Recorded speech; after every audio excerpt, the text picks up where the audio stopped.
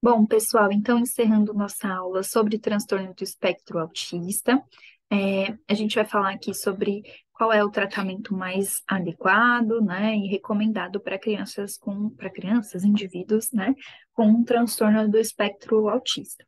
É importante a gente falar que existem muitos tratamentos divulgados, né, para o transtorno do espectro autista, mas não significa que todos têm validade científica, né? Então, o que tem validade científica é o que a gente colocou aqui, beleza?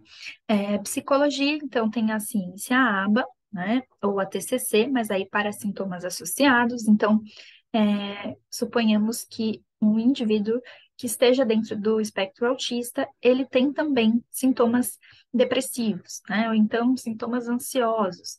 E aí, a TCC, terapia cognitivo-comportamental, é indicada nesse caso. E, fora isso, né, a conhecida ciência ABA, ok? Aí a fonoaudiologia, obviamente, né? Considerando então que a comunicação é um dos déficits, né, no transtorno do espectro autista. Então, obviamente, a fonoaudiologia é indicada para trabalhar a comunicação expressiva e receptiva.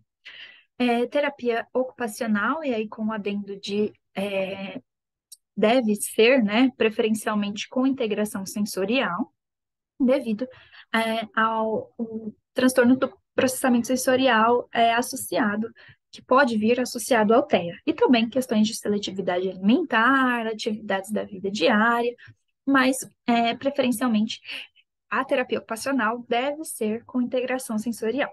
É, a medicina, né? Então, os profissionais especialistas que acompanham indivíduos com transtorno do espectro autista normalmente são né, neurologistas ou psiquiatras para adultos, ou neuropediatras ou psiquiatras infantis, né? Aí depende da idade, né? Mas são as duas especialidades que normalmente acompanham indivíduos com transtorno do espectro autista.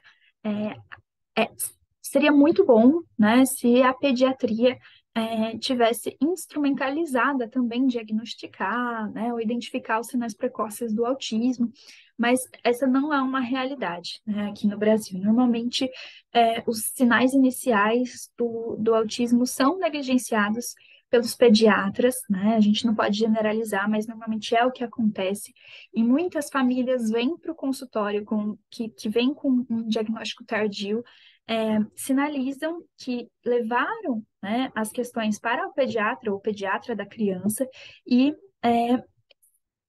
foi dito por esse profissional que cada criança tem seu tempo, né, que era para esperar, que é fase, que é só colocar na escola, ou coisas do tipo, né, e aí o diagnóstico acaba sendo feito mais tardiamente. Então, seria muito bom, né, se a pediatria também fosse instrumentalizada a fazer esse diagnóstico, porque normalmente é um médico que acaba tendo mais contato com a criança desde muito cedo, né? Então, mas infelizmente não é o que acontece. E a musicoterapia, né, que também tem validade científica, certo? Aí também, né, tem a fisioterapia, mas a gente tem que considerar que não são todas as crianças que estão dentro do espectro autista, crianças, indivíduos que estão dentro do espectro autista, que têm questões motoras. Então, e as questões motoras normalmente também são trabalhadas pela terapia ocupacional, mas a gente também considera, né, a fisioterapia, enfim, né, educação física, os profissionais de educação física, e aí, né? Existe medicação, né, para o transtorno do espectro autista? Não existe medicação, né, para o transtorno do espectro autista. Vamos pensar que o transtorno do espectro autista não é uma doença, portanto, não há cura, né? E aí a gente não tem medicação para o transtorno do espectro autista em si. A gente tem medicação para os sintomas associados, né? Então, depressão, ansiedade, o TDAH, né? A questão do sono, enfim, né? E aí eu coloquei aqui mais ou menos quais são normalmente os medicamentos prescritos em cada um desses casos. Vamos lá. Então, distúrbios do sono, normalmente, o suplemento de melatonina, para agressividade, agitação, irritabilidade, normalmente são prescritos antipsicóticos, como aripiprazol, risperidona. Para depressão e ansiedade, normalmente são os inibidores seletivos de recaptação de serotonina, né, que são os famosos antidepressivos, né, e a desatenção, para desatenção, normalmente são os estimulantes, então, o Venvance, o Concerta, a famosa Ritalina, né, mas, por favor, né, não mediquem seus filhos, né? Não se medique sozinho, procure um médico. Se você tem algum sintoma associado, procure um médico para avaliar qual a melhor medicação, né? Por que que a gente está falando de medicação aqui? Eu acho que é importante, não é que, ai, nossa, eu sou psicóloga, eu sou professora, eu sou psicopedagogo, por que que eu vou saber, né, da medicação? Ou então, então eu sei tudo sobre medicação, eu posso indicar uma medicação, não é isso, né?